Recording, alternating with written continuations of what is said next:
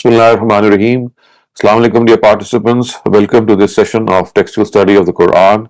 Today we'll be starting off with verse 138 of Surah Araf, and as you would recall, that since the past few sessions, the account of Prophet Moses, as has been described in the Quran, is under discussion. And this account, as you can see or might be knowing, has been mentioned in several instances in the Quran, and perhaps he is the most mentioned prophet in the Quran. The reason being, on one occasion, the Quran is pointed out that he is a prophet like Prophet Muhammad, and there are similarities between his endeavors and the preaching mission of Prophet Muhammad. And the most striking, of course, similarity is that both were given books, the Torah being revealed to Prophet Moses, and the Quran being revealed to Prophet Muhammad, peace be upon them. As far as other books are concerned, they are primarily we can say supplements to the Torah, but they were not full books. So the only full book that was revealed before Prophet Muhammad, and that has withheld the tide of time, is the Torah. And the details, of course, are something that will be discussed in due course of time. As the words are, وَجَاوَزْنَا بِبَنِي إِسْرَائِيلَ الْبَحْرَ فَأَتَوْا عَلَى قَوْمٍ يَعْكُفُونَ عَلَى أَصْنَامٍ لَهُمْ قَالُوا يَا مُوسَى اجْعَلْ لَنَا إِلَهًا كَمَا لَهُمْ آلِهَةٌ قَالَ إِنَّكُمْ قَوْمٌ تَجْهَلُونَ. On the other hand, we led the Israelites across the sea. Then they passed by a people who were so foolish that they had taken to worshipping some of their idols. When the Israelites saw this, they said, just as they have God, make a similar God for us also. Moses said, you are a very ignorant people. So if you recall that in our last session, we had discussed that the Quran had pointed out the fate of the Pharaoh. Now from here begins that part of the history of the Israelites, which is an account of the manifestation of the worldly retribution of God. And as you can see, the words are Yaqufuna ala asnamin lahum, that they had stuck to to idol worship. Now this style has an element of derision in it. This is a style that has been pointed out in various ways by various translators, but the best would be that we are able to understand that this is a derisive style. It's like disparagingly telling them that they just, after passing through so many phases and after being champions of Tawheed and monotheism, they ended up in this heinous crime of actually asking Moses to make them a god, like these people had done so. So historians think that this is a place near the city of Tur and Abu Zainama, by which the Israelites passed through while going to the southern part of the Sinai Peninsula. It was here that a very old place of idol worship of the Egyptians and a place of worship for the moon god for all Semitic nations since ancient times existed. So it is very likely that it was at this place that the Israelites requested Moses to make an idol for them. Now it is also evident from this that the Israelites proved to be even more foolish than them, and even after witnessing the signs of God's majesty and power, they were not prepared to come out of their mental decadence which the slavery in Egypt had cast them into. It is also evident from the Bible that during their stay in Egypt, they began worshipping the idols of the Egyptians also. So when they encountered a place of idol worship as soon as they came out of Egypt, their foreheads wanted to spontaneously bend down in prostration to their old idols. So remember, this is something that they did in Egypt, and once they had been led out from Egypt, once again, when they got this chance, they said, well, we would like to have an idol like this. And so it is something which is extraordinary in this case. Inna ha'ulai mutabbarun ma hum fihi wa batilum ma kanu ya'malun. What they are involved in will be ruined, and what they are doing is totally wrong. Again, this is a very strong statement that whatever they are involved in is something that is going to be decimated and destroyed because it's absolutely baseless. قَالَ أَغَيْرَ اللَّهِ أَبْغِيكُمْ إِلَهًا وَهُوَ فَضَّلَكُمْ عَلَى الْعَالَمِينَ. He said, should I find some other deity for you than God, even though it is He who has granted you superiority over other nations of the world? So, of course, Moses, again, bewildered by their request, had said that, well, you are the worshippers of one God, and this is for you. This is what you stand out for. And now you once again, by coming out of Egypt, you show your own tantrums, you throw your own tantrums, and now you would like to make for you another God. When the fact is that you have been chosen for a task. وَفَضَّلَكُمْ عَلَى الْعَالَمِينَ. You have been granted superiority, and the first superiority here means that they have been given a mission, and that mission was to convey the message of God far and wide. Through Moses, of course, they received this mission, and they were ordered to spread the word of God far and wide. But instead of doing so, they just went down on their knees, and instead of accepting this very onerous task, they instead fell to polytheism, or at least asked Moses to do so. وَإِذْ أَنْجَيْنَاكُمْ مِنْ آلِ فِرْعَوْنَ يَسُومُونَكُمْ سُوءَ الْعَذَابِ يُقَتِّلُونَ أَبْنَاءَكُمْ وَيَسْتَحْيُونَ نِسَاءَكُمْ وَفِي ذَلِكُمْ بَلَاءٌ مِّن رَبِّكُمْ عَظِيمٌ. Recall when we saved you from the people of the Pharaoh, who had inflicted you with great torment. They would ransack the land to kill your sons, and would let your women live, and in this there was a great favor for you from your Lord. So again, there is a point of eloquence that may be kept in mind in this sentence, that they would let your women live, and in this there was a great favor for you from your Lord. So slaughtering of boys is mentioned by using the word sons, and keeping alive girls is mentioned by the words your women. So reflection shows that the first of this incites fatherly love, and the second one's honor. So when it is said that we're slaughtering your boys, it's like an appeal to your fatherly love and honor. And the other thing is that they wanted to kill your women, or they wanted to let live your women. It was like a matter of honor. So the style of the sentence also needs to be noted. So by joining his own words with that of Moses, it is as if the Almighty has made Moses utter these words. Basically, it is not Moses who is speaking, because it is God who said that, recall when we saved you. But the way these are juxtaposed or intertwined with the words of Moses, it is as if it is his own words. And this, of course, is a matter of great exaltation. وَوَعَدْنَا مُوسَى ثَلَاثِينَ لَيْلَةً وَأَتْمَمْنَاهَا بِعَشْرٍ فَتَمَّ مِيقَاتُ رَبِّهِ 40 لَيْلَةً وَقَالَ مُوسَى لِأَخِيهِ هَارُونَ اخْلُفْنِي فِي قَوْمِي وَأَصْلِحْ وَلَا تَتَّبِعْ سَبِيلَ الْمُفْسِدِينَ. When the Israelites moved ahead from there, we took a promise of 30 nights from Moses and completed it with 10 further nights. So as a result of this, 40 nights were completed as the time appointed by his Lord. While he was going to fulfill this promise, Moses said to his brother Aaron, "After me you will be in my place among my people, and will keep reforming them, and will not tread the path of the mischief mongers." So remember, this was something for which Moses was called by his Lord to teach him patience, perhaps. And these were 30 nights initially, but later on they became 40. Now, this is a mention of the promise which the Almighty had made with the Israelites in order to give them the Sharia once they had crossed the river. So remember, again, this was the time for which Moses was called for his instruction and grooming, and at the same time, this was the precise period of time in which he was given the Torah.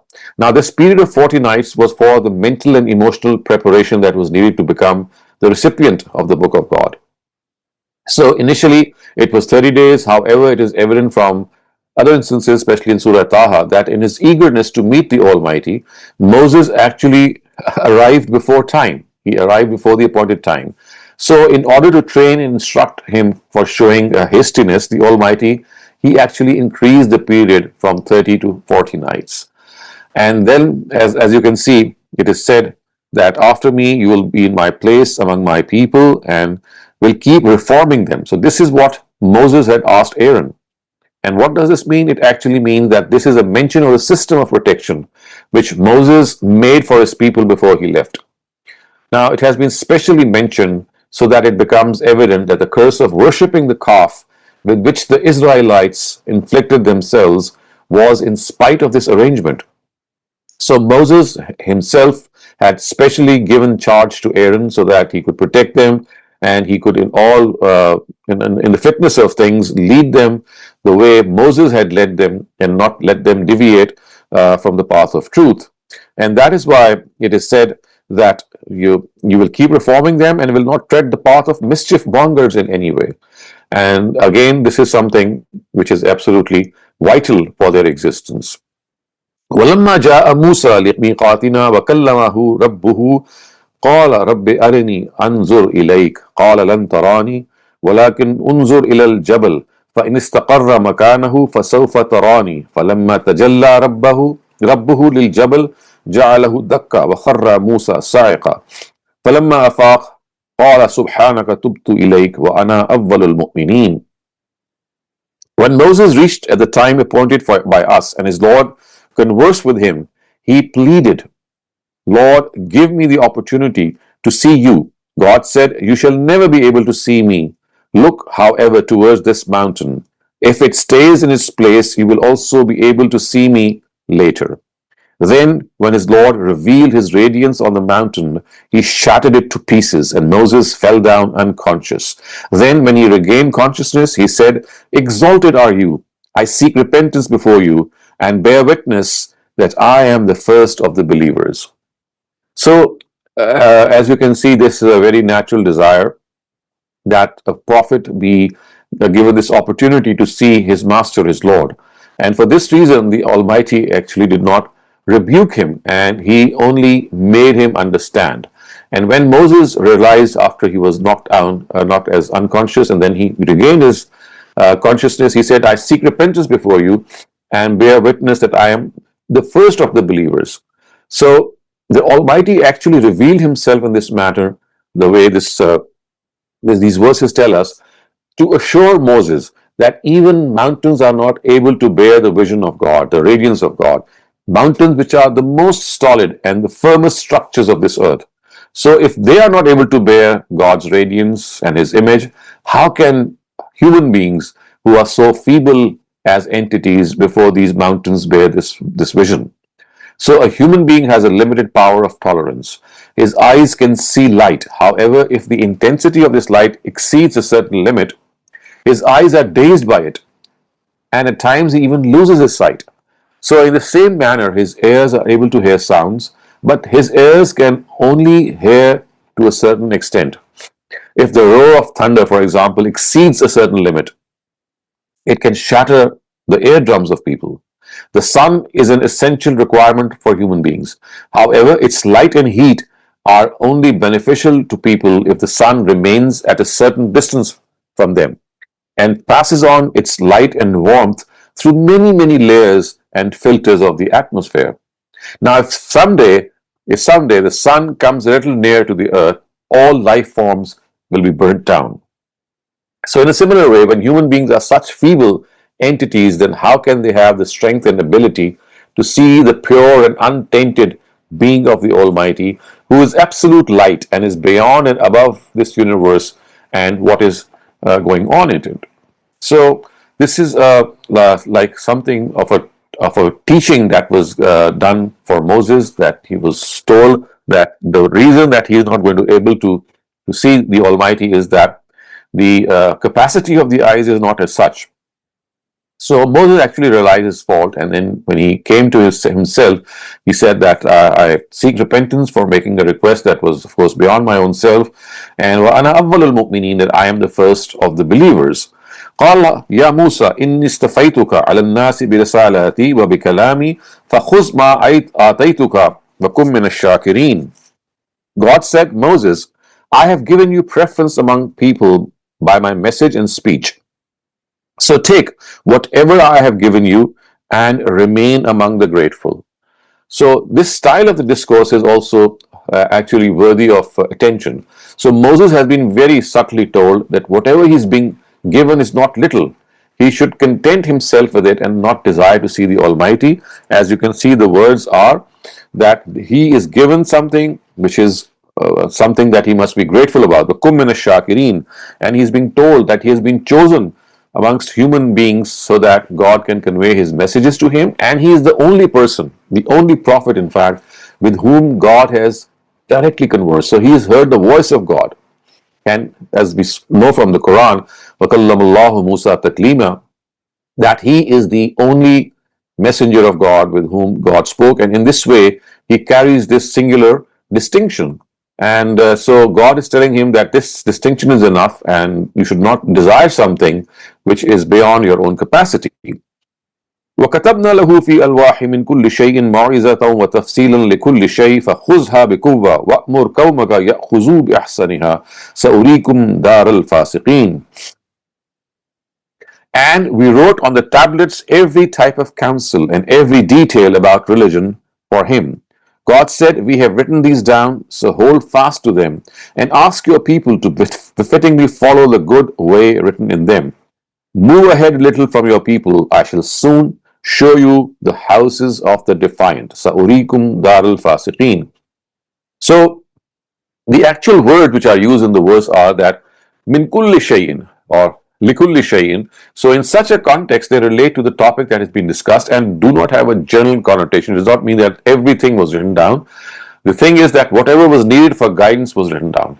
So whether the Almighty himself wrote down on the tablets or were written on by Moses at the behest of the Almighty, both are possibilities. I mean, both can be cases that we can see that could have happened. So either he was dictated these words or the Almighty himself wrote them. And we know that this is something that is found in the book of Exodus. And in the book of Exodus, it is said that when Moses went and told the people all the words of God and laws, they responded with one voice, and they said, everything the Lord has said we will do. And Moses then wrote down everything the Lord had said. So this is one version or one place in the book of Exodus that it is said that as if the Almighty dictated and Moses wrote it down. But if you look at another instance in the Bible, again in the book of Exodus, you'll see that it is said that Moses turned and went down the mountain with the two tablets of the covenant law in his hands. They were inscribed on both sides, front and back. The tablets were the work of God. This is explicitly written in the book of Exodus, chapter 32, that these tablets were the work of God. The writing was the writing of God, engraved on the tablets. Again, these are the words of the book of Exodus. So both could have been possible. And it should be kept in mind that the words of the Quran do not corroborate that only the 10 commandments had been written down on the tablet. So you see, this is a common misconception. In fact, it is evident that the directives of religion that were intended to be communicated at that time, all of them were inscribed. So it should not leave us to believe that it was only the 10 commandments. And again, we know that whatever was important, whatever was necessary, was all given to Moses. And later on, when the Almighty said, "I shall soon show you the houses of the defiant," now here the reference is to the nations by whose areas the Israelites will pass by in their journey towards Palestine. So remember, from Egypt they were traveling to Palestine, and the Almighty said to them that, "I will show you the areas where these nations who are defiant to God, you'll find them." And of course, there would be a lesson that they should learn as a result. سأصرف عن آيات الذين يتكبرون في الأرض بغير الحق وإن يروا كل آية لا يؤمنوا بها وإن يروا سبيل الرشد لا يتخذوه سبيلا وإن يروا سبيل الغي يتخذوه سبيلا ذلك بأنهم كذبوا بآياتنا وكانوا عنها غافلين. So again, this is something that you can see is very, very explicitly stated, that these people, of course, because they denied our revelations and did not pay heed to them. So the example of what was to happen in future, the law of guidance has been delineated in these very sublime words. The people will observe the great signs of God's law of worldly retribution manifest around Moses, but they will still deny them because most among them are rejectors, and before these two, they have rejected God's signs. So God's law is that those who arrogantly reject His signs, they are deprived of guidance by God as a punishment. This is a punishment that they receive because of this wrong attitude. And hence it is said, ذَلِكَ بِأَنَّهُمْ كَذَّبُوا بِآيَاتِنَا, that the fact that they will be led astray, or see that they will see the path of error, it is because of a punishment of denying our signs and our revelations. وَالَّذِينَ كَذَّبُوا بِآيَاتِنَا وَلِقَاءِ الْآخِرَةِ حَبِطَتْ أَعْمَالُهُمْ هَلْ يُجْزَوْنَ إِلَّا مَا كَانُوا يَعْمَلُونَ. So wasted are the deeds of all those who denied our signs and have rejected the meeting of the hereafter. Now, will they receive something else in reward for what they have been doing? Again, this is a question that is meant to elicit the answer that what they will receive is what they have done. So they will only reap what they sow. And that is how the Almighty has always explained in the Quran that what you will sow, so shall you reap. And if you deny our revelations, then as the Quran says, habitat a'maluhum, that all their deeds will just go waste. وَاتَّخَذَ قَوْمُ مُوسَى مِنْ بَعْدِهِ من حليهم عجلا جسدا له خوار ألم يروا أنه لا يكلمهم ولا يهديهم سبيلا اتخذوه وكانوا ظالمين. While Moses was still in the presence of God, his people behind him carved out a calf from jewelry, a body from which a sound similar to that of a calf would come. Did they not see that it can neither speak to them nor can guide them? In spite of this, they made him a deity, and they were extremely unjust. So in those times, you might be knowing that the skill of making idols and the way to manufacture them, it had reached such an extent in Egypt that it was not difficult for any person adept in the art to carve out a calf, which could also give out the sound of bellowing. So this would, thus, while fashioning out this calf, it was made sure that when the wind passed through it, this sound would come out of it as if it was the sound of the calf itself. So, as it is said that they did not see it can neither speak to them nor can guide them. Again, it's like a sentence to jolt and shake them. So the Quran has pointed out all these things to highlight their foolishness, naivety, and their ingratitude, the way they conducted themselves. So these Israelites, they should have valued the one and only God who showed them the signs of His majesty, described above, and we have seen how He actually led them out of Egypt and drove them towards the land of Palestine. And instead of being grateful, they fashioned out a calf when Moses had gone to meet the Almighty to fetch the Torah. And this they did from their own jewelry. And that too was such an artificial structure that merely resembled its physical shape that produced its typical voice. In other words, they themselves manufactured something and then said, this is our deity, this is our God. And who had, the God who had delivered the Israelites from the slavery of the Egyptians, and they made someone equivalent to him. And the calf who in his guidance would obtain for them the kingdom of the promised land. Is this possible? So in this way, we can say that they satisfied their desire, which they expressed to Moses before he went to Mount Sinai, that please make a God for us, or please make a deity for us. So, وَلَمَّا سُقِطَ فِي أَيْدِيهِمْ وَرَأَوْا أَنَّهُمْ قَدْ ضَلُّوا قَالُوا لَئِن لَّمْ يَرْحَمْنَا رَبُّنَا وَيَغْفِرْ لَنَا لَنَكُونَنَّ مِنَ الْخَاسِرِينَ. Then what they had done came before them to make them regret, and they saw that they had gone astray. They said, if our Lord does not show mercy on us and does not pardon our mistake, we shall end up among losers. So this is something that they said, that they thought that they had done a wrong thing, and they had this compunction in them. They felt this guilt in them, and they said that they had gone astray, and they would now request Moses to please seek the help of the Almighty and ask him that if he does not forgive them, then of course they will be amongst the losers.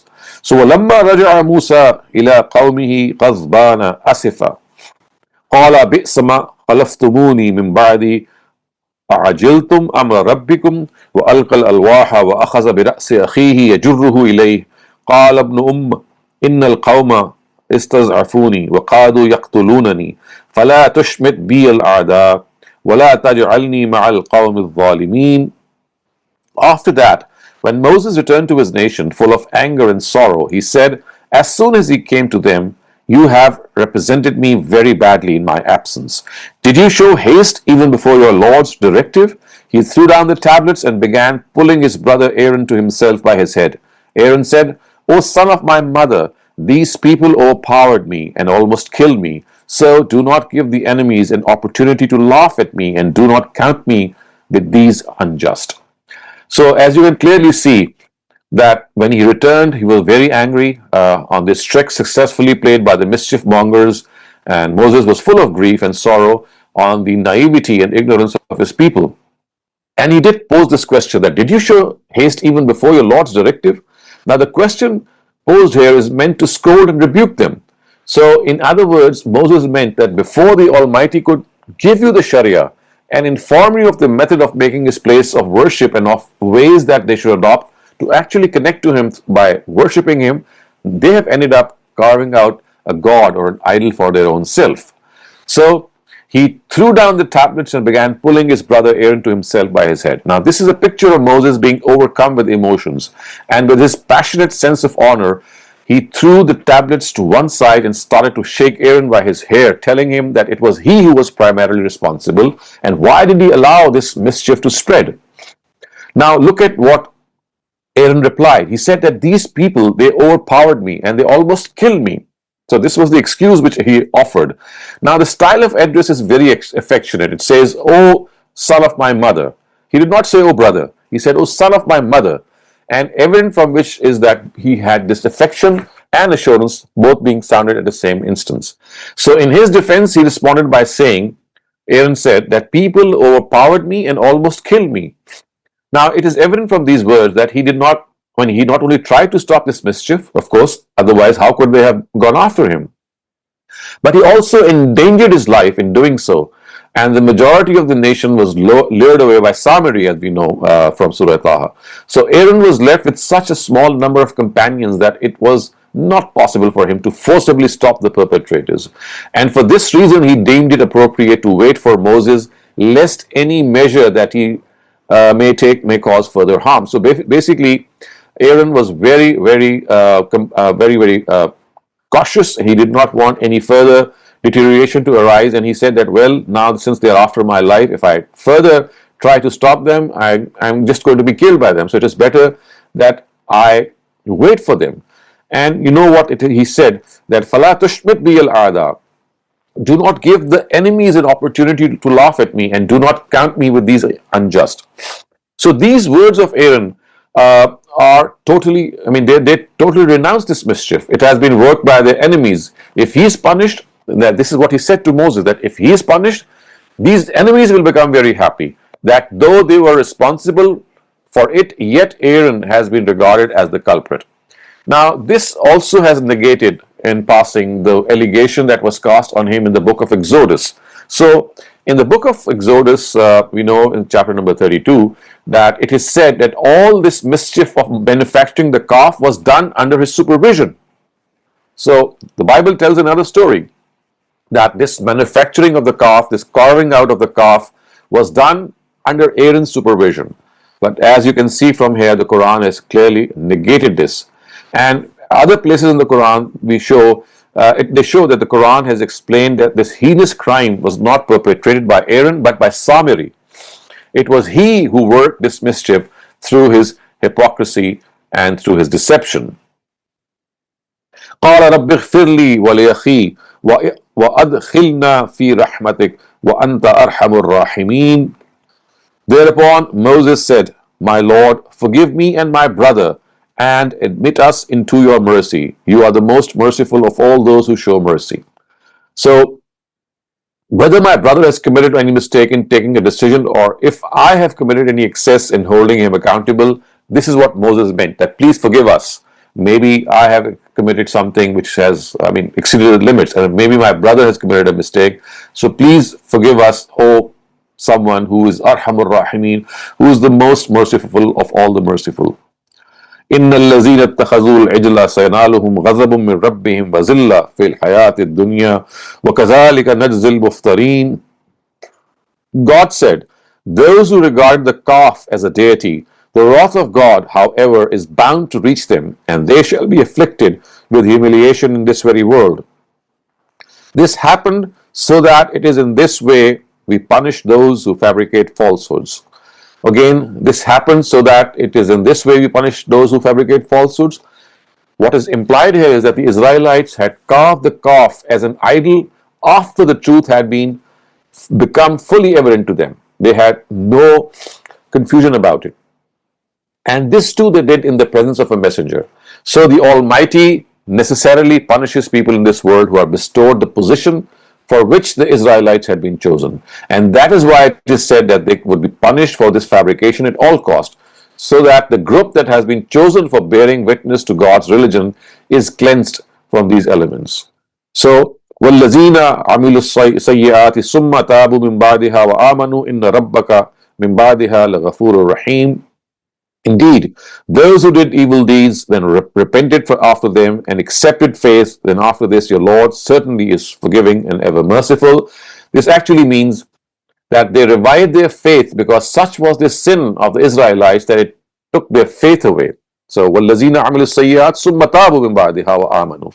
It was as if they had professed faith and then lost it and then had to regain it. So if this was not the nature of their sin, only a correction of attitude would have been sufficient. So this was not sufficient, and we know that they were severely punished for this calf worship. So this discussion and this account of Moses is still continuing. Inshallah, we'll take up the remaining account in our next sessions. And for the moment, if you have any questions regarding today's session, you may have the time to raise them. Thank you very much, Dr. Saleem.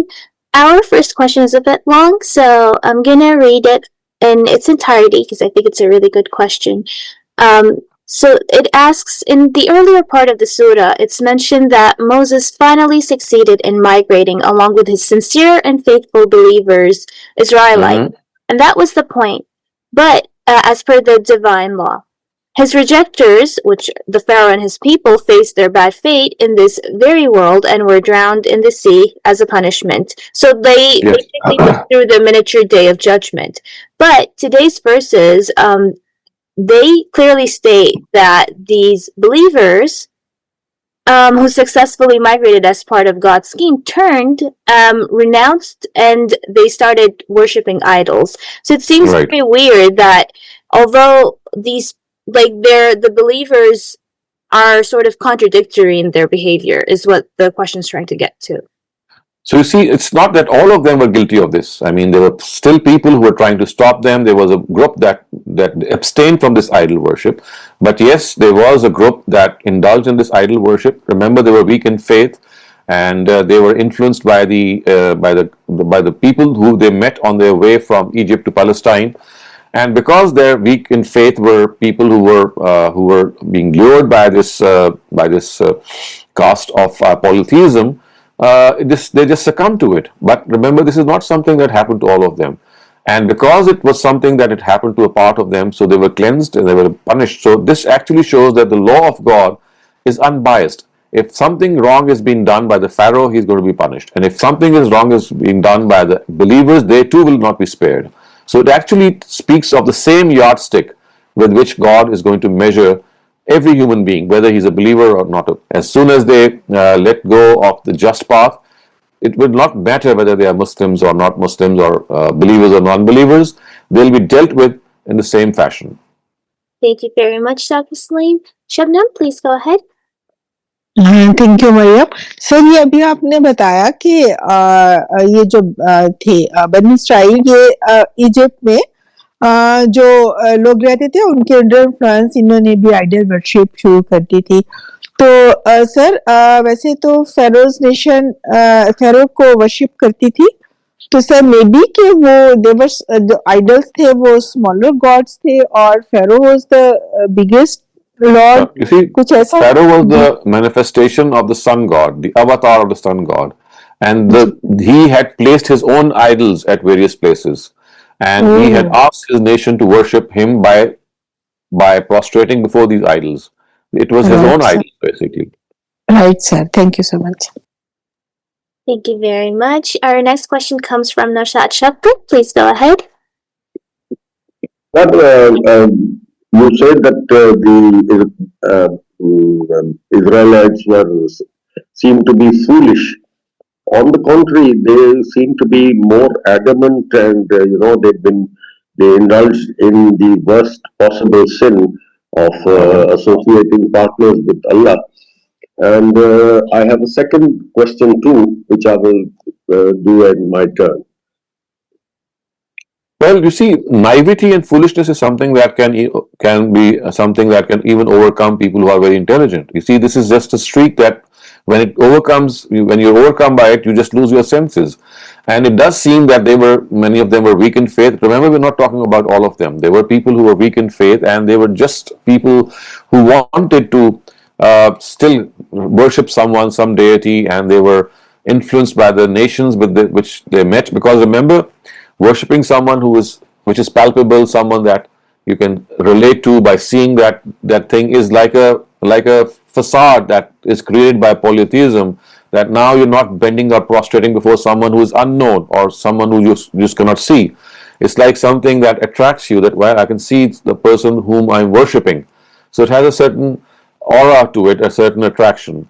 And when they saw that there were so many nations, because you see, if you travel from Egypt to Palestine, and if you look at the biblical map, you'll see that it was inhabited by so many polytheistic nations who had their own idols. So they were fascinated by them, it seems. But yes, as I said, it's not all of them. So there were few of them. I mean, I cannot say exactly how many, but there was a substantial number that was overcome by this fascination that, well, we should worship someone whom we can see. And because we have nations doing so, we have a parallel, we have a precedent. And again, those weak in faith, as a result, asked Moses to create such idols for them. Can I ask my second Yeah, of question? course. Please go ahead. Thank you. Dr. Sahab, compared to Moses, Aaron seems to be rather weak-willed in that he allowed them to build this idol of a calf. And also, when in Surah Taha, Moses is asked by God to go to Pharaoh, he requests for the support of Aaron. We see, I think that Moses seems to be a more strong-willed and more positive, in the strong-willed person. And he also, in a fit of anger, had boxed a person, and which led to his accidental death. So, how would you justify that, sir? And how would I justify that he asked for Aaron's help?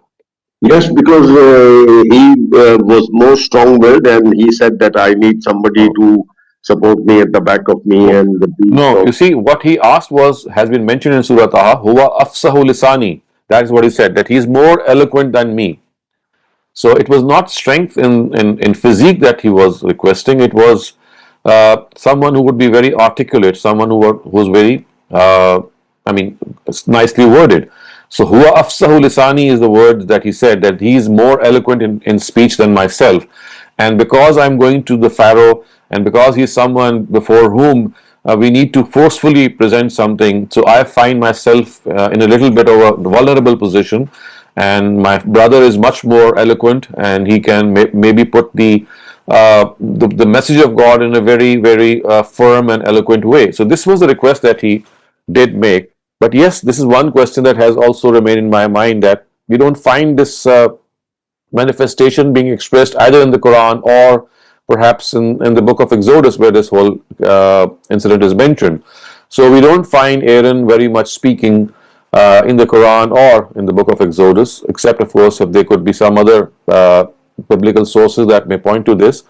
So all that I can say in answer to this is that although the Quran, of course, is preserved, and we know that the way we would have expected Aaron to supplement or maybe even complement Moses, it is not mentioned in the Quran, but maybe it would have been found in the book of Exodus. And because we don't have the complete book of Exodus with us, we don't have all the details, it might well have been there, and it no longer exists.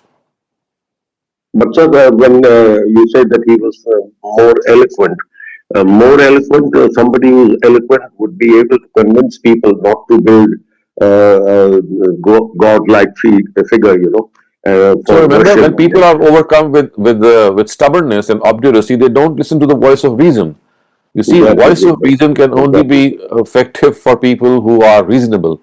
These people were not reasonable, as you can see that they had no regard for reason. They were more emotional. They were more arrogant in their ways. They wanted to be associated with people who were like them.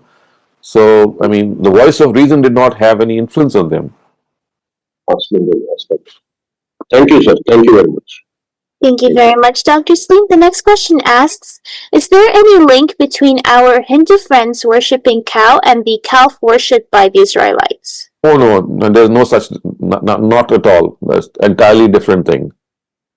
These are two separate, I mean, they might be coincidentally similar, but they have no link to one another whatsoever. Thank you very much, Dr. Saleem. That was it for all the questions so far. Okay, so I'm now going to start with the literal and idiomatic translation, starting from verse 138. The words are, وَجَاوَزْنَا بِبَنِي إِسْرَائِيلَ الْبَحْرَ. It means wa and jawazna, to cross, Bani Israel, the Israelites, al-Bahr, in the sea, to make them cross the sea, or to, as if you are accompanying them and making them cross the sea. So this is what happened, that the Israelites were made to cross the sea. Al-Bahr means the sea. And فَآتَوْا, therefore, ataw, they came, ala, upon, qawmin, a nation, ya'kufuna, who had given themselves, ala, upon, asnam, worshipping idols, lahum, that were specifically carved out for them. So they were people who had given themselves to worshipping idols that were carved out for them. Qalu, they said, Ya Musa, O Moses, Ij'al lana, please make for us, Ij'al, make, lana, for us, ilahan, a god, kama, the way, lahum, for them, ila alihatun, there are many gods. So just as they have gods, please make us a god.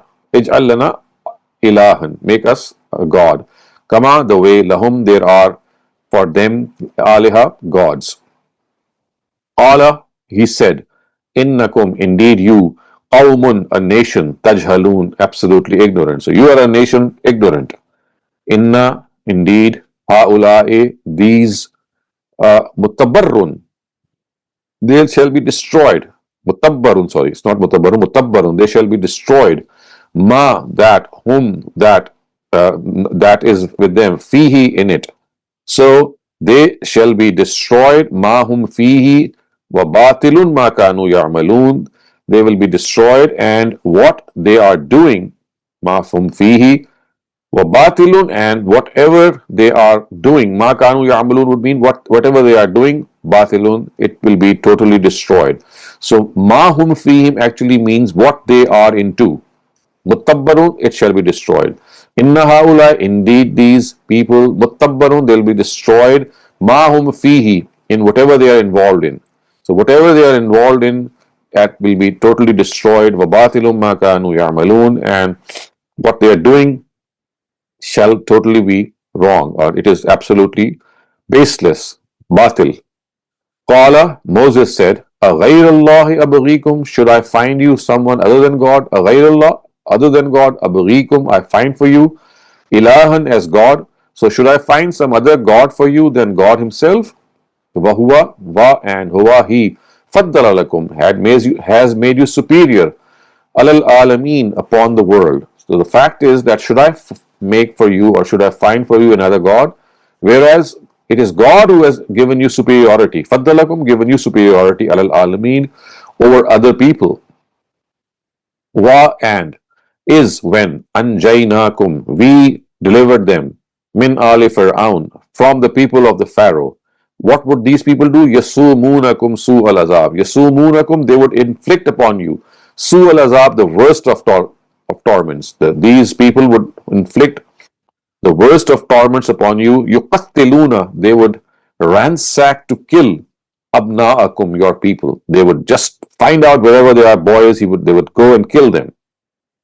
Wa, and yastahyun, they would let live nisa'akum, your women. So they would kill your boys and let live your women. Wa, and fi, in, zalikum, for you, bala'un, a great favor, min, from, rabbikum, your Lord, azim, great. So in this there is a great favor for you from your Lord.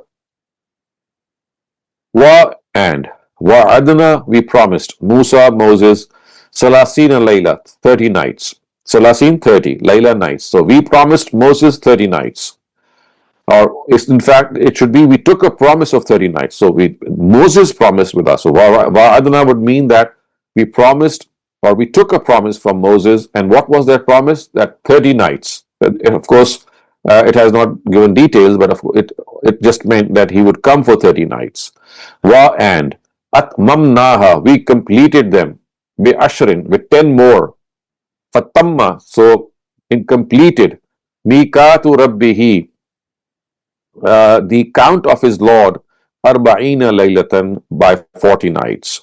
So what happened was that initially there were 30 nights and completed it with 10 further nights. Fatmamnaha bi ashrin, we completed it with 10 further nights. Fatamma miqatu rabbihi, so the time of the Lord, miqatu rabbihi, the time appointed by God, now became arba'ina laylatan, arba'in 40, salasin 30, arba'in 40, laylatan nights. So waqala, and Allah said, Musa, Moses, li akhihi, to his brother Harun, Aaron. So Moses said to his brother Aaron, ukhlufni fi qawmi, ukhlufni, substitute me, fi in qawmi, my nation. So substitute me, be in my place in my nation, wa aslih, and reform them. Wala, wa, and la, not. Tattabe, follow. Sabil al mufsideen, the way of the mufsid, the way of the mischief mongers. So keep reforming and do not follow the way of the mischief mongers. Wa, and lamma, when Ja'a came, Musa, Moses, lemiqatina, at the time appointed. So when Moses came at the time appointed, wa, and kallamahu, spoke to him, rabbuhu, his Lord. And when Moses reached there at the time that was appointed and his Lord spoke to him, Qala Rabbi Arini, Qala, Moses said, Rabbi, O my Lord, Arini, show me yourself. Anzur ilayka, so that I can look ilayka, towards you. So show me so that I can look towards you. Qala, God said, Lan, certainly not. Tarani, you see me. You shall certainly not see me. Walakin, but unzur, look towards, ilal jabal, look towards the mountain. Fa, therefore, in, if istaqarra, it remains in its place, maqanahu, in its place, it remains in its place, fasawfa tarani, then you shall also see me.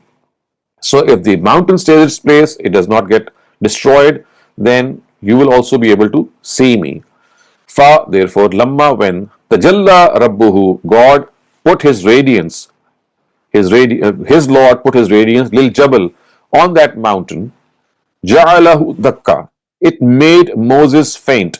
It made Moses, actually we can say that he fell down unconscious, and it actually shattered the mountain to pieces. Ja'alahu dakka would mean that mountain was shattered to pieces. Ja'alahu dakka, wa, and kharra, fell down. Musa, Moses, sa'iqa, unconscious. So that mountain was shattered. The mountain was shattered, and Moses fell down unconscious. Fa, therefore, lamma, when afaqa, he came to his senses, qala, he said, Subhanaka, exalted are you, tubtu, repent, ilayka, towards you, I repent towards you, wa ana, and I, awwalul mu'mineen, am the first of the believers. Allah said, Ya Musa, O Moses, inni, indeed I, istafaituka, I choose you, alannas, upon people, birisalati, with my messages, wabikalami, and with my conversation. So I choose you above people through my messages and through my conversation. Fakhuz, fa, therefore, khuz, take, ma, that, ataituka, I give you. So take what I give you, wa, and kun, become, minash shakirin, among the grateful. So take these things and become among the grateful.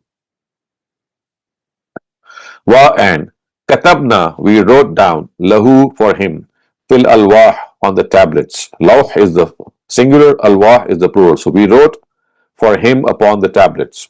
Min kulli shayin, of everything.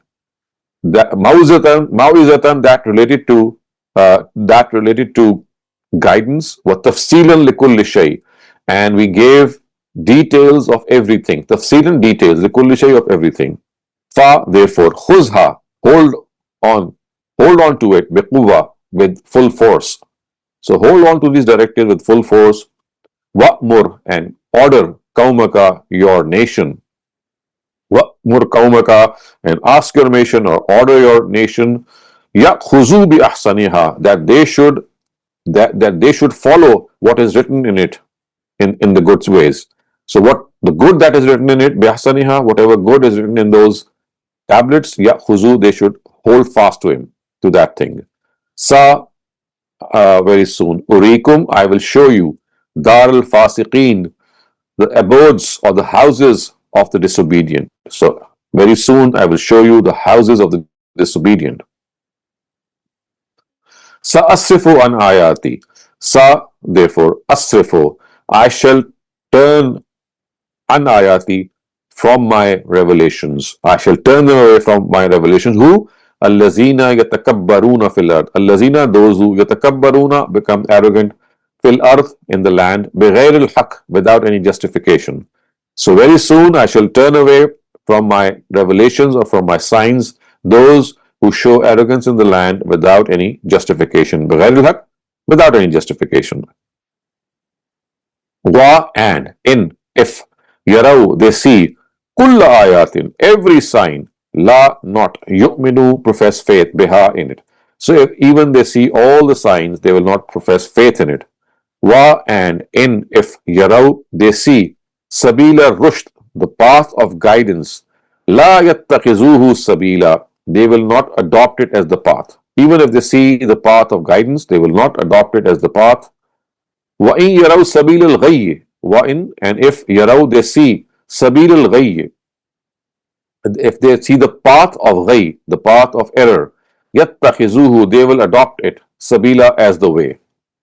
Zalika, this is because, بِأَنَّهُمْ, they are, kazzabu, deniers, who deny bi-ayatina, our revelation. This is because they deny our revelations. وَكَانُوا, wa, and, kanu, they are, anha, about them, ghafilin, indifferent.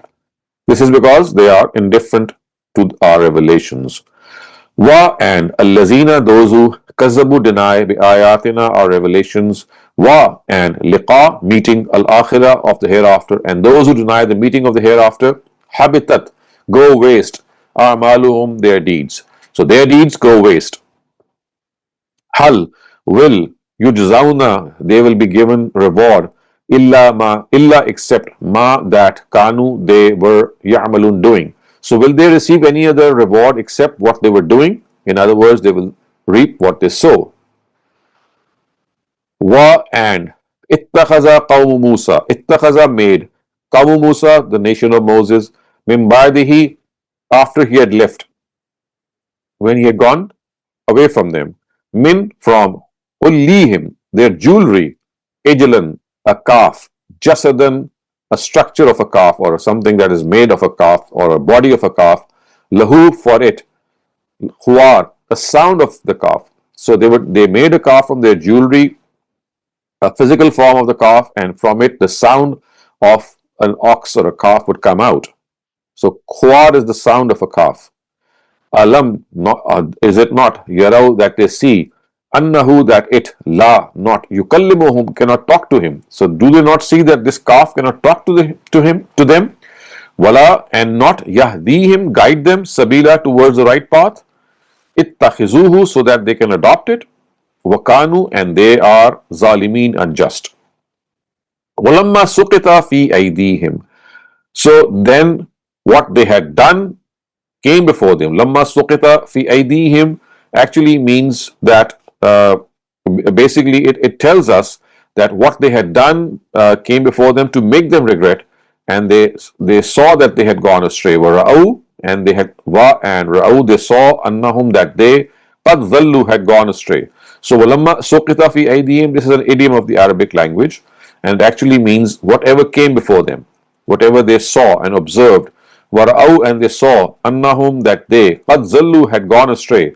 Qalu, they said, la, in, if, lam, not, yarhamna, has mercy on us, Rabbuna, our Lord, wa, and, yaghfir lana, and shows forgiveness to us, lanakunanna, we shall definitely become min al-khasirin, among the losers. So they said that if our Lord does not show mercy on us and does not forgive us, we shall definitely end up among the losers. Wa, and, lamma, when, raja'a Musa, returned Moses, ila qawmihi, to his nation. Ghazban means full of anger. Asifa, full of sorrow. So when he returned from his nation, angry and sorrowful, Qala, he said, Bi'sama, how bad, khalaftumuni, have you represented me? Mimbadi, in my absence. When I was not there, how bad have you represented me? Ajiltum amra rabbikum, which means that do you show haste even before your Lord's directive? Ajiltum means do you show haste amra rabbikum, before your Lord's directive? Meaning before he has given any directive, do you show haste? Wa, and alqa, he threw down, alwah, the tablets. So he threw down the tablets. Wa, and akhaza, he took, bira'si akhihi, he took hold of his brother's head. Ra'si akhihi, his brother's head. Yajurruhu, and he dragged it ilayhi, towards himself. So he dragged his brother by his head towards himself. And what did he say? Qala ibna O son of my mother. Inna, indeed, al-qawm, the nation, istaz'afuni, it has made me weak, it has overpowered me. Wa, and kadu, almost, yaqtulunani, almost kill me. So my nation has overpowered me and has almost ended up killing me. Fa, therefore, la, don't. Tushmit. Tushmit means do not give an opportunity. Be about me al-ada, to my enemies. Do not give my any opportunity to my enemies to laugh at. So basically, tushmit biya would mean to laugh at, so that they can laugh at me. Wa, and la taj'alni, do not make me ma, among al-qawm, nation, al-zalimin, who are unjust. So do not make me among the people who are unjust. Qala, he said, Rabbi, O Lord, ighfirli, forgive me, wali akhi, and my brother, wa adkhilna, and admit us, fi rahmatika, fi, in rahmatika, your mercy. Wa, and anta, you, arhamur rahimin, arham, the most merciful, rahimin, of all the mercifuls. Because you are the most merciful of all the mercifuls. Inna, indeed, allazina, those who ittakhazu, made al-ijl, the calf. So what is meant here is that those who made the calf a deity, sayanaluhum, indeed they shall find, or indeed shall reach them, ghazabun, the wrath, min rabbihim, from their Lord. So for such people, the wrath of God is going to soon reach them. Wa, and zilla, humiliation, fil hayatid dunya, in the life of this world. So they will be faced with humiliation in the life of this world. Wa, and kazalika, in a similar way, najzi, we reward, or in fact it is meant as punished here. So we in this way we punish al-muftareen, those who concoct, those who create falsities. Wa, and allazina, those who amilu sayyi'at, do bad deeds. Amilu, do, sayyi'at, bad deeds. Summa, then, tabu, repent. Mimbadeha, after them. Wa amanu, and then profess faith. Inna, indeed, rabbaka, your Lord, mimbadeha, after them, laghafurur rahim, very forgiving and very merciful. So with this we come to an end to this literal and idiomatic translation also, and now you have time to ask questions. Thank you very much, Dr. Saleem. Our first question is coming from Shaban Ansari. Please go ahead. Walaikum assalam. Doctor साहब, हम सब की तरफ से आपकी cute cat को खुशामदीद, जिसने आज पूरी क्लास अटेंड की है। हाँ जी, बिल्कुल, आंखें बंद करके अटेंड की है। उससे पहले जाग रही थी, फिर शायद सो गई। मुतब्बर का जो लफ्ज है वो क्या है, उसका रूट वर्ड क्या है, और ख्वार जो है वो खास मतलब सिर्फ बछड़े के लिए होता होगा, क्योंकि अरबी जबान में तो सबके लिए अलग अलग जी, जो एक आवाज बछड़ा निकालता है ना एक खास तरह की, उसके लिए लफ्ज आता है ख्वार। और तब्बरा है असल में वर्ड है, बतरा से तब्बरा से आप देखेंगे ना, हाँ, उसी से तब्बरा बना है। तो अब कुरान में और कहीं आया है ये वाला लफ्ज? मुझे लगता है आया है, और वो भी आया, तकबीरा के वर्ड्स आए, इसी से बना है। अच्छा, तकबीरा, ठीक है, सही, thank you. Thank you very much. Our next question asks, can we say that the addressees of today's verses under discussion are the hypocrites of the Israelites?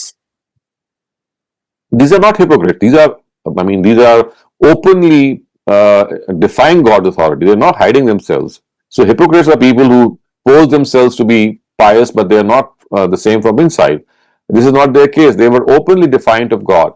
So they did not hide their idol worship. They knew that, everyone is watching them. So, they were not hypocrites. They were, clear disbelievers. Thank you very much, Dr. Saleem.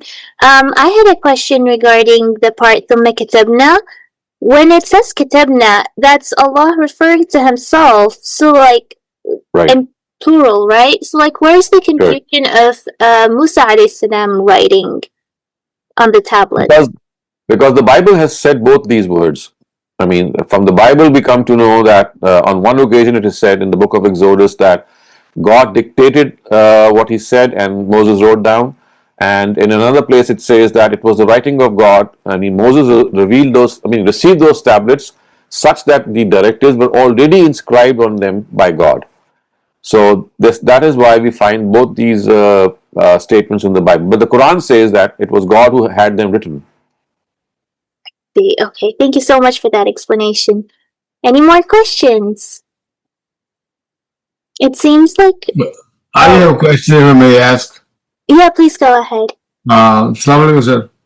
Wa alaikum assalam. Sir, the way Harun al-Islam dealt with his nation while Moses was gone, like he said, I let him create, I let him, go astray in the fear so I do not create fitna. Because they were going to kill me, this and that. So, can we say that if there's a danger or there's if we get involved in a conversation that's going to create a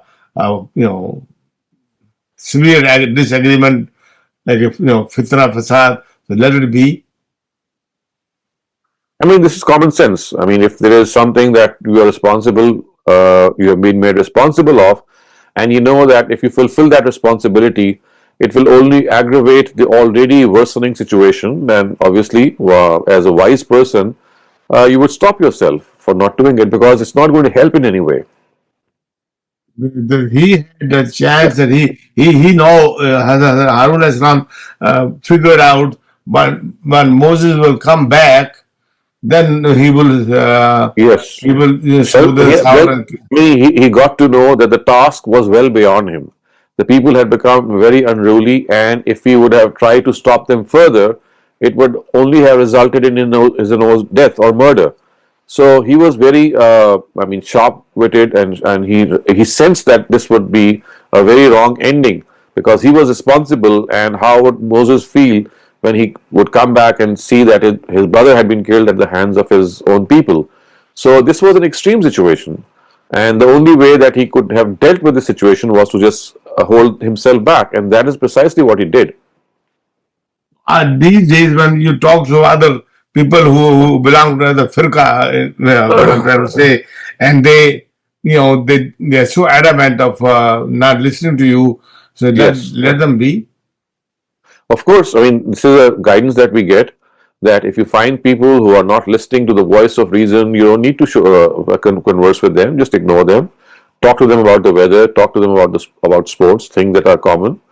Remember that it's only going to be beneficial for you to talk to people who are open to discussion.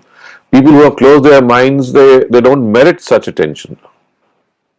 Allah would not count me one of them then.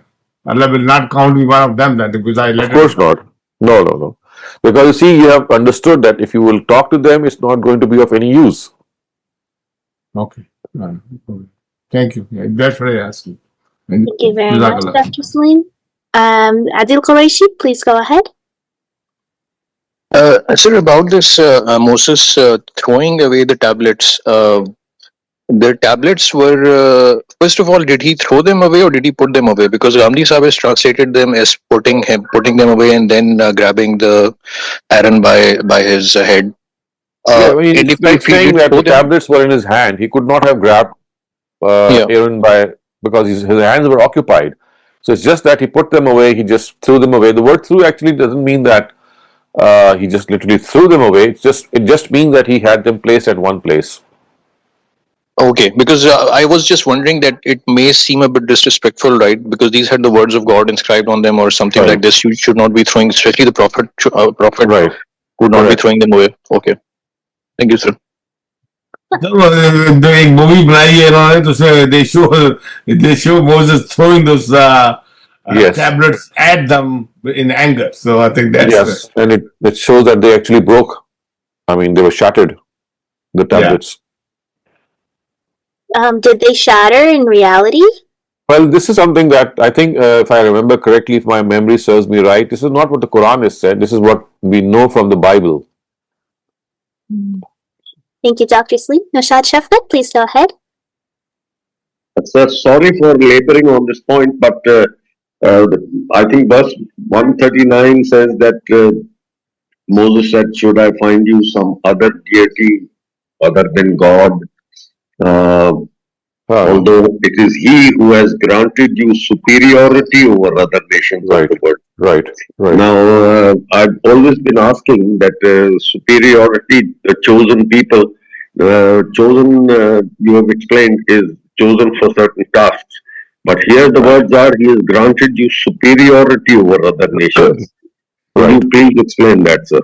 It's exactly the same. You see, when you look at certain phrases in the Quran, you have to interpret them by collecting all similar instances. So this is very briefly mentioned here, rather concisely. It should not give this idea that they were perhaps given some superiority in the sense that they were superior. We know from other instances in the Quran that whenever the word tafzeel is used for them, it actually refers to the fact that they were given a very special task, a very specific responsibility, which the other people were not given. So that is why it is said that you were chosen for a particular task, and that is to deliver the truth to other people. Thank you. Thank you very much. The next question asks, if these are stark disbelievers, then how did they get through their miniature day of judgment? So remember, they were punished, and all of them who were guilty of this polytheism, they were all put to death in this world. They were all assassinated, all killed. The women and children were spared, but all the men who were guilty of worshipping the calf, they were all put to death. Thank you very much, Dr. Saleem. The next question asks, why did God favor Bani Israel over the other people of the world? He did not. He chose them for a task or a mission. It's not a favor. That's precisely what I was referring to earlier, that they were chosen for a mission. If you subtract the word mission from the word chosen, it will give you the impression as if they are chosen people. No, they were chosen for a mission. They were chosen for a responsibility. And that is what is mentioned in the Quran. So this choice or this selection is not because of the fact that they are superior. It's like saying that, well, I have given you this responsibility, now you're more responsible because now you have a task at hand. So they had a task at hand, which they messed up on most occasions. Thank you, Dr. Saleem. The next question asks, also it's thought that Moses had an issue with his speech and therefore he asked God to appoint Aaron as a prophet to help him out. Is that true? That's true. That is what he said in Surah Taha. He said that I'm not as fluent and as eloquent as my brother. So please help him. Please help me through him. Waj'alli waziran min ahli, and make him my helper. I thought that meant that specific part meant that he wanted Aaron to come and join and talk to the Pharaoh with him because of his speech problems. But did Allah make him into a prophet because of that? You see, it's not any speech problem that the Quran has said. This is something that is mentioned in the Bible, in the book of Exodus, perhaps, as if he was not able to speak. So that's not what the Quran says. The Quran says that he was not a very eloquent speaker. I mean, a very fluent and a very effective speaker. Nonetheless, he was still a speaker. And the reason that Aaron was chosen, I mean, of course, Moses requested God that, well, I need someone who has a very powerful way with speech. And God said, okay, I'm going to give you this support that you're asking through your own brother, because and actually Moses requested God to make Moses a helper to him. Wazira min ahli, as the words are in Surah Taha. So it does seem that because of this trait, and there would be other traits as well, because of which God chose Aaron and through him helped his brother Moses. When you say chose, you mean appointed him as a prophet, or was he always? Appointed him, of course, chose him would mean to appoint him as a helper prophet, as a helping hand for Moses. As a prophet, of course, he was a helping hand in the capacity of a prophet. He was not an ordinary human being. He was elevated to a status of prophethood. Thank you so much for that clarification, Dr. Saleem. Adil Qureshi, please go ahead. Adil?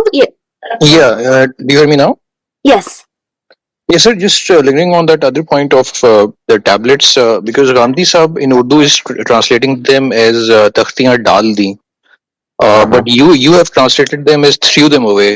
In English, would put them away would not have been a better translation of Yes, this? I have just noted this down, and it has just come to my attention. So I'll just check this out. That why is this? Because I think I did make this correction, and I need to see what happened, because you see there are several drafts of this translation that we had gone through, and it does seem to me that there is some error here, and this was upgraded, and the actual upgrade, of course, does not appear here. So it should not have been thrown down. It should have been he placed those tablets somewhere, or put those tablets somewhere. Right, sir. And that is also what the Arabic word alqa means. Alqa means to, and actually the word alqa is to let loose. I mean, let go of something. That is what it actually means, to let go of something. Right, sir. And sir, the comment about the nation, the Bani Israel, the absence of Moses, it probably makes somewhat sense that the Moses was away and he could not control the situation, and Yeah. Aaron also could not control the situation. But even in the presence of Moses, when they asked or demanded for Yeah. an idol to be created for them, so they did have the audacity as well as the. It looks like that they were already a part of shirk. The shirk had already Yeah. I mean, they established in expressed their their hearts. wish. I mean, this is something that they expressed their desire, but it did not get fulfilled. And they did not have the guts to ask Moses to do. I mean, did not have the guts to do it before Moses, but somehow they mustered enough courage to do it in front of Aaron. So, although they expressed their wish, but it never got carried out in his presence. And this was done. So this, when we say that this nation was actually a mohid, it was a monotheistic nation.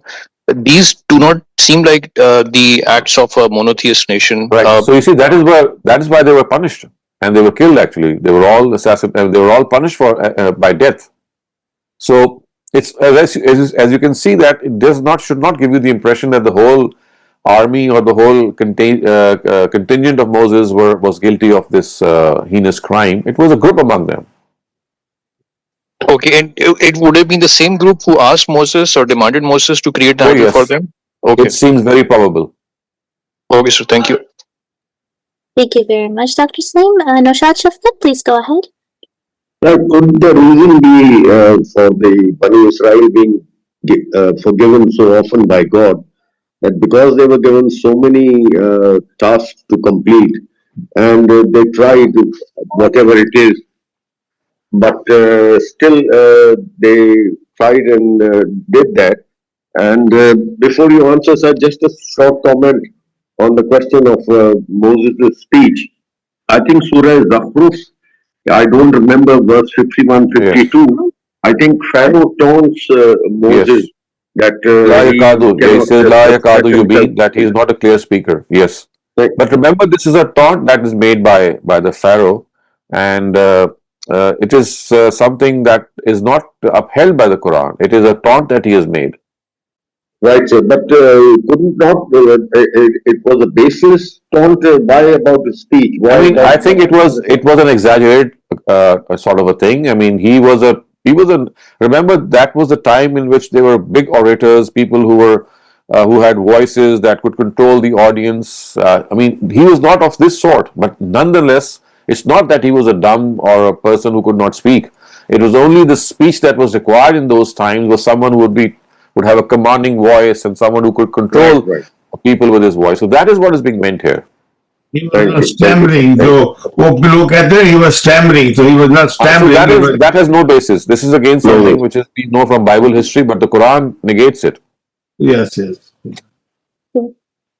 Our next question asks, did Israelites go through God's divine scheme specific to his messengers twice, once at the time of the migration and drowning of Pharaoh, and the second after the incidents of Bekalf worshipping? No, this is just one incident. I mean, this went on other occasions as well. So it is the history of the Israelites that they continued to defy God and again repent and then defy God. So these are a few instances that have been mentioned. Otherwise, if you look at their history of 2000 years, it was a history in which they would come to the mark, they were up to the mark, and then again they would fall down. And I think they reached their pinnacle in the times of Solomon and David when they built the temple. And that was a time in which they really rose to power and they were really at their zenith. But before and after them, we find them succumbing to polytheism, we find them succumbing to womanizing, we find them succumbing to all sorts of evils. But you see that this is like a cycle that they went through. They would do bad things, they would repent and spend some time in a way that they would be close to God, and then they would fall to some other lurement, and this would happen. So it's like a cycle that they went through. It's not just two instances; there were several. Thank you very much, Dr. Saleem. I had a question regarding Musa alayhi salam holding Aaron through with his head. Like, what does that? I'm not clear. What is that Yeah. implying? Like, is he being violent? No. Actually, it's like being overcome with emotions, and you drag someone by his head and pull that person towards yourself, as if when you're overpowered with emotions, you're just trying to get hold of someone and telling that person, "Look, what went wrong with you? Why couldn't you do this?" So it's in a fit of rage, maybe, or a fit of emotions that he did this, and that is why Aaron immediately responded that, "Don't please give your enemies an opportunity to laugh at me, because I'm not at fault. It is these people. But when you make me responsible for something by literally shaking me, it will look as if I'm responsible. So don't give my enemies or your enemies the opportunity to mock at me." Thank you so much, Dr. Muhammad Asif. Please go ahead.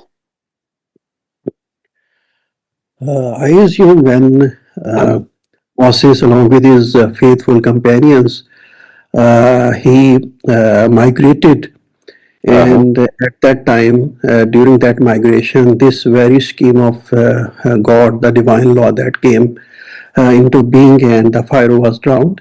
And whoever who crossed the sea, that were his faithful companions.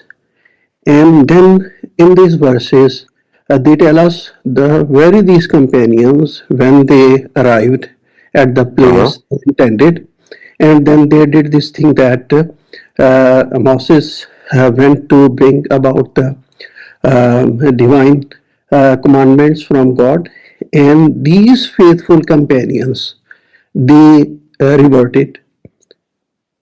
I mean, it's not possible that any element other than their faithful companions, they crossed the sea, because that was the time of the day of judgment. And that time of miniature day of judgment, only the sincere faithful could cross the sea. And these were the sincere and faithful companions that arrived along with Moses at the intended place. And there they reverted.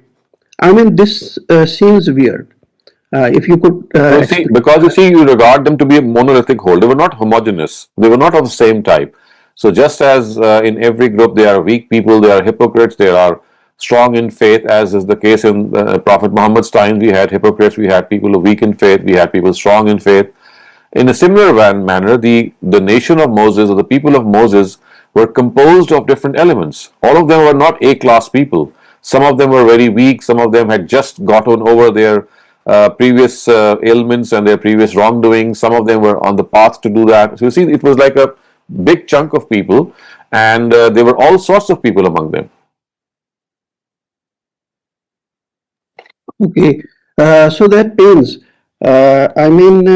all those that were able to pass through that test and trial, and they cross the sea, I mean, it is not the case that all were the sincere and faithful. They were Of all. course. I mean, Hey, remember, is they it were all human possible? I beings. mean, is it possible that a Oh, person who is yes. a hypocrite and he can cross Remember, that time? I mean, remember that it was a favor shown to them because of Moses that they were saved.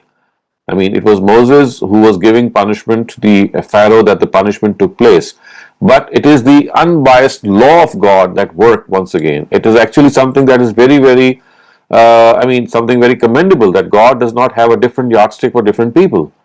He has said this that the Pharaoh was punished and the people amongst the believers will also be punished if they take to wrong ways. So I think it is in the other way around. It's a manifestation of God's absolute and perfect justice that whoever commits this wrongdoing, regardless of what he is or who he is, he will face the music. Thank you very much, Dr. Saleem. Dr. Muhammad Asif, do you have a Yeah. follow-up question?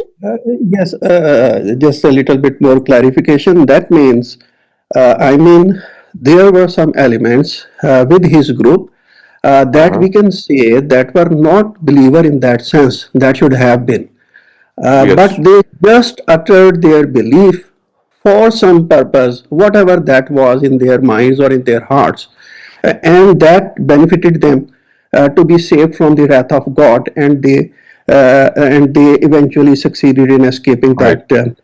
Of I course. mean, I that mean, was the case. you'll find the same composition in Prophet Muhammad's companions. There were hypocrites among them, and they were very, very, fierce hypocrites who were like snakes in their own arms, and they caused a lot of nuisance. They were the ones who actually were guilty of working the mischief of ifk. They blamed Aisha radiallahu anha for whatever she had done, and then they blamed Zainab, and there were so many, I mean, incidents in the times of the Prophet that you'll get to know that in spite of a messenger of God being among them, it's not that all of them profess faith. There are different categories of people, and they were worst of these hypocrites in the times of Prophet Muhammad. I can name so many incidents in which they were much below the dignity of humanity, and that is why the Quran says that innal munafiqina fi darkil asfali minan nar, that these hypocrites will be in the lowest sections of hell. So these hypocrites, they exist in the contingent, I would say, or in the group of all prophets of God. Thank you very much, Dr. Saleem. That was it for all the topic-related questions. We still have about 7 minutes remaining, so if anybody has any more topic or off-topic questions, you can raise your hand or write them in the chat. Shabnam, please go ahead. जी thank you sir ये जो 6 stages हैं profit सल्लम की mission की इंजार इंतजाम और फिर हिज्जत Right. और बरात सर काइंडली ये आप दोबारा से बता देंगे बाज़ औक़ात मिस हो जाती है बीच में से कोई So you repeat see, this is the division that has been made by Ustaz Javed Ghamidi. So he says that the first stage is inzar. Inzar means warning in a very curtailed sense, as if you're just talking and warning your immediate surroundings, people who live in your immediate surroundings. Then there comes the next stage, which is inzar am, which means enhanced or augmented warning. That now the scope of that warning that was confined has now increased, and it's not just confined to your immediate acquaintances, but you go door to door, you talk to people in the wider sense. And then the third step is itmam al-hujja, which means that the warning is now reaching its culmination. Now the truth has been conveyed in its ultimate form. And then next comes hijra wa bara, which means that now the messenger is said that the truth has been conveyed in the ultimate sense. These people will be punished. So now you migrate from them and declare your acquittal, which is barat. So these are the stages. Sir वो भी तो है ना तज़किया और तत्हीर और So that they take place in the Medinan phase. Remember, these are the phases in the time of preaching, in which after which nations are destroyed. The Tazkiyah phase, they come when a messenger is given political authority, and then he grooms and he mentors his nation. So this only occurred for the Prophet himself, because he's the only one who waged war, or should have waged war, by the hands of the disbelievers or believers. In the case of all previous prophets of God, the punishment came down from heavens. It was like natural calamities who destroyed them. So these phases that I just spoke to you relate to the preaching phase, in which the truth is being delivered. So Tazkiyah and Tathir, or the Qital phase, they are the ones that occur in those areas or those instances where messengers of God, they are blessed with political authority, and then through their own hands they punish the disbelievers. What do we call the last stage जिसमें कताल हुआ? Yes, that's called qital. कताल. Okay, thank Yeah. you, sir. Thank you. Jihad qital. Thank you very much, Dr. Saleem. Dr. Muhammad Asif, please go ahead. So would you confirm that there were some persons, some people among the direct addressees of the last prophet, they had nifaq in their hearts, and they accepted and they said the kalima just to save them from the God's wrath, but in fact they were not, for whatever reasons, but it was just their you can say it lip service, and then they escaped the wrath of God.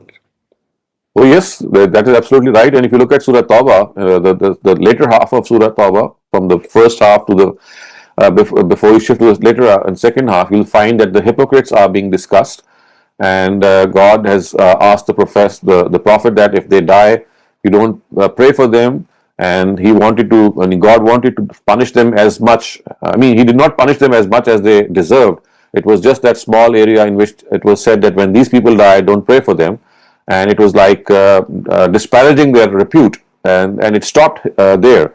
And it does seem that it was these people who later on, in the times of Usman and Abu Bakr and Umar and the rest of the caliphs, they raised their heads, and they were the rebels in the times of Caliph Usman. They were the ones who picked up this whole fitna, I would say, mischief of concocting narratives. They were the ones who joined the enemy ranks against the believers. So they were not fully checked in the times of Prophet Muhammad. In other words, the mushrikun and the people of the book, I mean, they were discussed in detail, and we know that what fate they met. But the hypocrites about whom the Qur'an had said that if they continue with their ways, they will be punished, the way the disbelievers are.